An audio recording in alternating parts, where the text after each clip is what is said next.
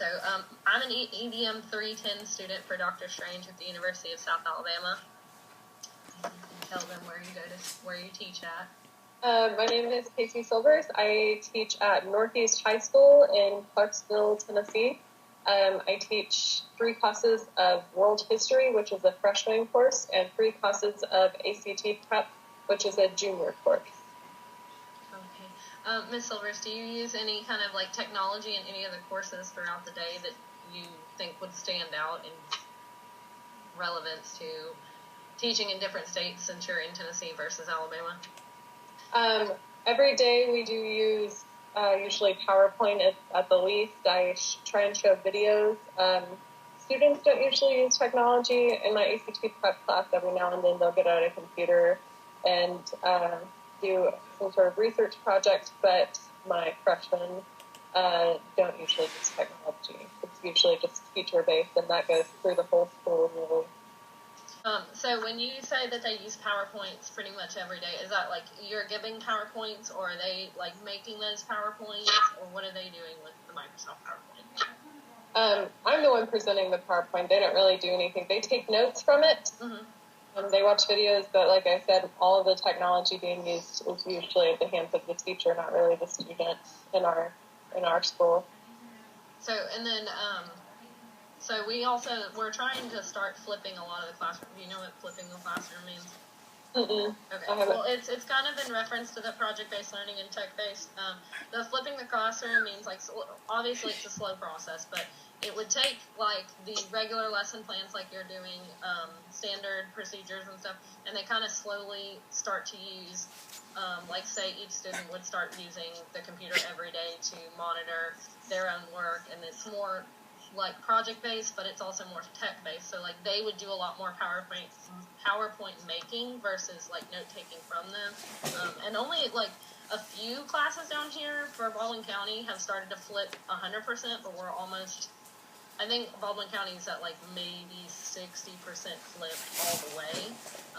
It's definitely a change. I'm sure that even just having the computer in the classroom, like having a student set of computers would be a change for y'all, because you said that you have your teaching computer?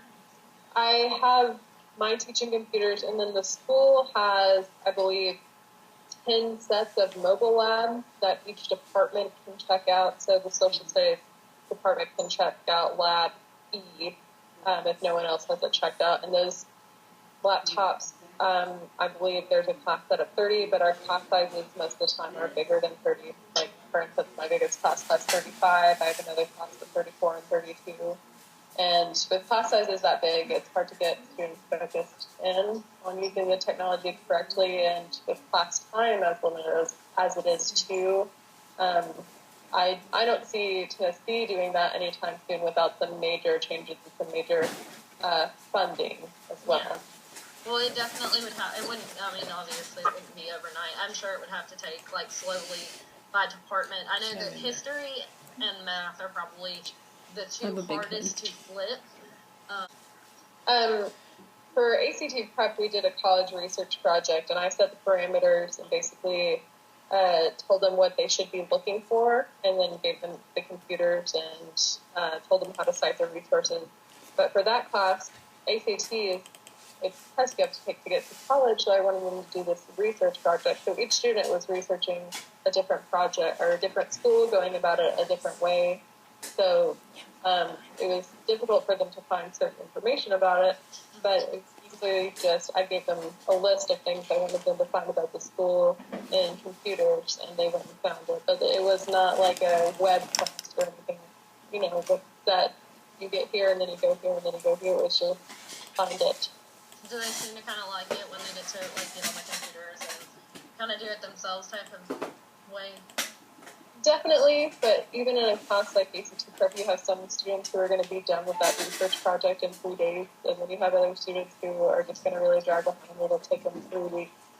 Oh. So it's hard to say, okay, from this point to this point, this is what you should be finding, and some of them are just kind of lost, and some of them just get done really quick. When you do like a project like that, do you initially set up like a timeline of how long you want it to last? Like when we're lesson planning, we're going off of like for right now anyway, we're going off of like a worksheet, and it gives you the option to make like a calendar of how long you want them to directly work on it. So like some class students have been using like a 1 week basis, which is really what I use for my projects and stuff. But and then others take like a 2 week time scale. So do you ever like set it out knowing, okay, I want to be done with this project by like 3 weeks at tops? Yeah, with that project in particular, that was a 2 week project. So I had given the guidelines, and from then they had 2 weeks. So basically, that's really, 10 school days and 50 minutes each. So they all together have about 7.5 hours in school to find all this information when you get it down to it. And when you have like login time, how long it takes for them to upload their computer, when they have computer issues, what they do from there, if they have to switch computers or if they have to wait because we only have 30 computers and 35 students. So we did run into some issues with that as well. What's called the AVL, which is the Alabama Virtual Library. And it really comes in handy for situations like they can't get on certain websites, but it's a compounded website listed. It's almost like card catalogs, but on the computer, of different research articles and videos and pictures of anything they could ever want to access for research purposes, and it's free to any student in Alabama. Do you guys have anything like that in Tennessee? We have something called Tennessee Electronic Library. Okay, so that's probably about the same thing. Can they access it at home too, or is it just during the school hours?